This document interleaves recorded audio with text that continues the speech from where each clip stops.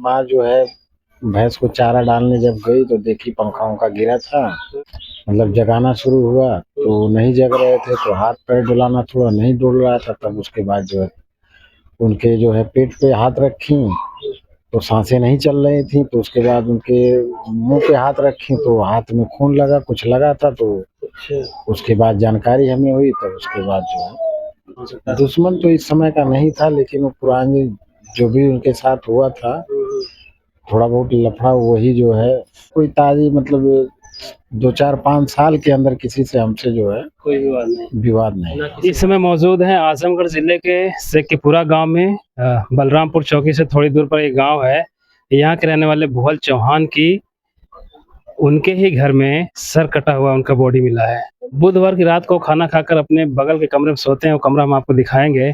और सुबह गुरुवार को उनका सर कटी लाश मिलती है। गांव में पूरा हड़कंप मच जाता है, परिवार रोने भी लगने लगता है। 70 साल के बुजुर्ग की गला काट कर हत्या कर दिया। अभी संदिग्ध परिस्थितियों में उनका शव मिला है। पुलिस ने पोस्टमार्टम करा के अंतिम संस्कार कर दिया है और बगल में एक पोखरी है, उसमें धारदार हथियार की खोजबीन चल रही है। भुवल चौहान के 4 बच्चे हैं, उनसे बात करके जानने का प्रयास करेंगे कि आखिर इतनी उम्र बीत जाने के बाद कौन उनका दुश्मन था कि इतनी बड़ी घटना को अंजाम दे दिया। जिसकी उम्र अंतिम समय चल रहा था, ऐसे व्यक्ति की उन्होंने हत्या कर दिया। पीछे परिवार देख सकते हैं, परिवार के लोग हैं और सिक्योरिटी के लिए, सुरक्षा के लिए पुलिसकर्मी भी तैनात है कि कोई इसमें वाद विवाद ना बढ़ जाए। हम उनके बच्चों से बात करेंगे। आइए हम मकान दिखाते हैं, कमरा आपको हम दिखाते हैं जहाँ पे संदिग्ध परिस्थिति में उनका कटा हुआ सर कटी हुई लाश मिली थी। यही वो कमरा है। आइए मैं वो कमरा दिखा देता हूँ एक बार।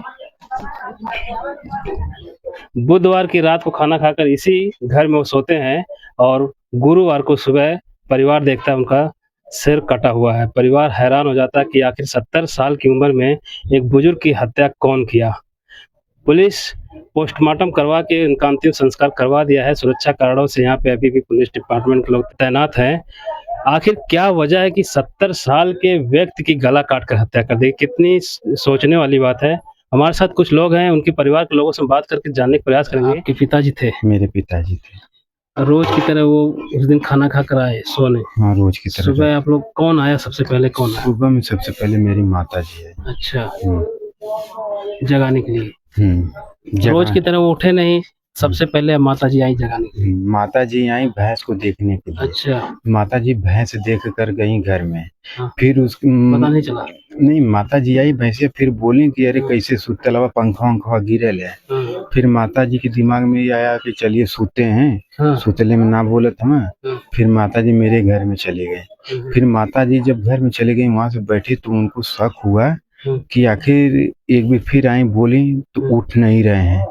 बोले कि पंखा उंखा गिरा के आप सोए, आपको पता नहीं पंखा गिर गया है। तो हमारे भाई साहब वहां से उठ के आए, बरामदा में देखे तो भाई बोल रहे हैं कि माता जी कोई लगता है जानवर उनवर आया था, रात में गिरा दिया है पंखा।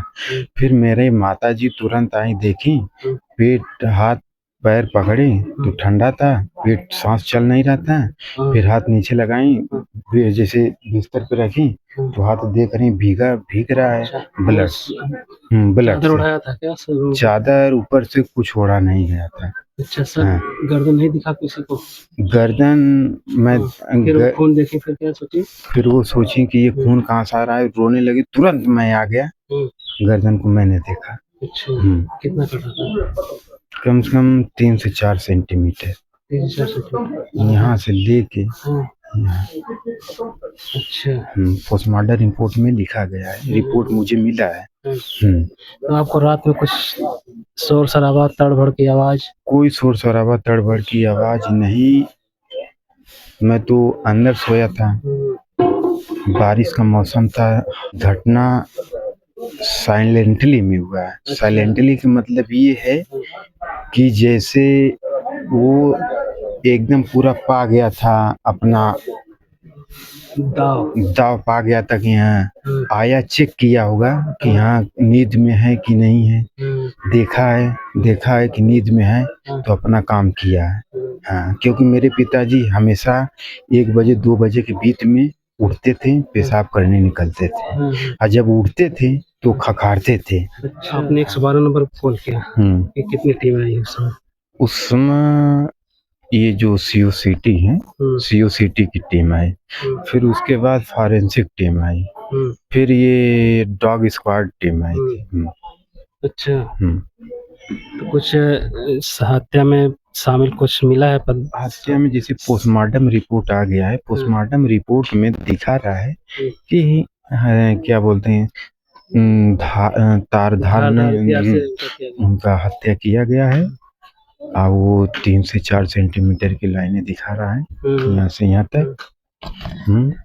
और जो टीमें आई थी, ये डॉग स्क्वाड, ये फॉरेंसिक वाले, ये अपना सैंपल लेकर जांच कर रहे हैं। एसपी साहब ने आश्वासन दिया है कि आप घबराइए मत, मुजरिम को पकड़ के जो आप चाहेंगे वो कार्रवाई उसको की जाएगी। मैंने बोला है कि मुजरिम अगर पकड़ा जाता है तो जो मर्डर केस है, मर्डर केस के तहत जो दंड मिलना चाहिए उसको सजा होना चाहिए।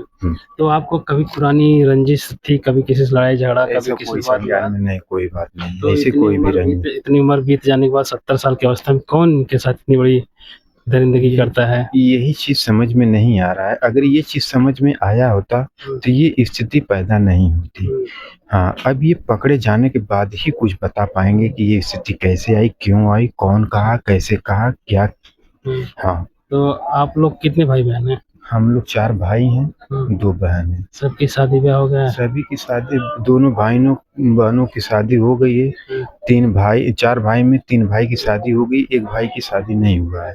तो आप भाइयों में किसी से लड़ाई झगड़ा कभी नहीं, ऐसा आस पास ऐसा कोई भी बात नहीं। हम लोग चारों भाइयों एक जैसे हैं, नहीं कभी लड़ाई झगड़ा। तो कोई वजह सामने आ रही है, किस वजह से हुआ है? वजह सामने आ रही है, टीम ने अपना संगठित करके कहीं से मतलब पकड़ा है, भनक पकड़ा है कि हाँ ये चीज ये है। वो अपना टीम जो है जांच कर रही है। आपको क्या लगता है इस हत्या में जो शामिल होगा, जो भी इस क्षेत्र से बाहर का है कि इसी क्षेत्र का है? इसी क्षेत्र का है। इसी क्षेत्र का है? इसी क्षेत्र का। अच्छा,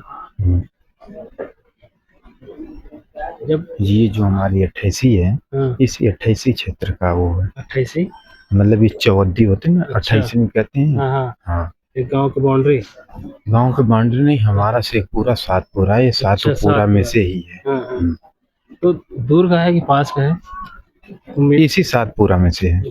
तो कभी पुरानी रंजिश, कभी लड़ाई झगड़ा, कभी किसी वाद विवाद? 25-30 साल पहले की एक बहुत छोटी सी घटना थी, लेकिन वो घटना जो है मुझे लगता है कि वो संज्ञान में दिमाग से आउट हो गया था।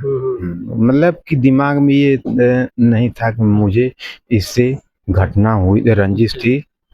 तो उतने साल पहले कभी लड़ाई झगड़ा हुआ था, भयंकर हुआ था कि मैं बहुत छोटा था, मुझे जानकारी है नहीं इसके बारे में। इतनी बड़ी पुरानी रंजिश तो सब भूल ही जाते हैं। वही चीज मैं आपसे बता रहा हूँ ना कि वो ना के बराबर हो गया था। 30 साल 32 साल रंजिश का मतलब है कि ये दुकान आप ही की है? ये मेरे भाई की दुकान है। अच्छा, आप भाई अलग रहते हैं? नहीं, एक ही में रहते हैं।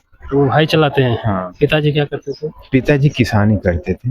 शाम में यही दुकान का सामान, जैसे कोई घट जाता था तो शाम में अपना दुकान का सामान लाने जाते थे। मेरे भाई जो बड़े वो विकलांग हैं, तो मैं सोचा कि उनको जो है रोजी रोटी के लिए भाई एक जगह बैठे रहेंगे तो उनका दिमाग जो है डिस्टर्ब रहेगा, और दुकान रहेगा तो 4 आदमी से मुलाकात होती रहेगी, आते जाते रहेंगे, उसमें 2 पैसा मिलता भी रहेगा। इसके लिए मैंने ये चीज खुलवा दिया था।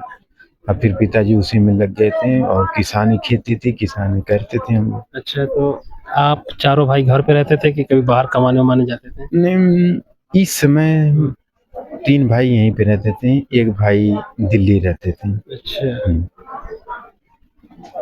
आप कितने नंबर पे हैं? मैं 4थे नंबर में, सबसे छोटा हूँ। कर्मराज चौहान।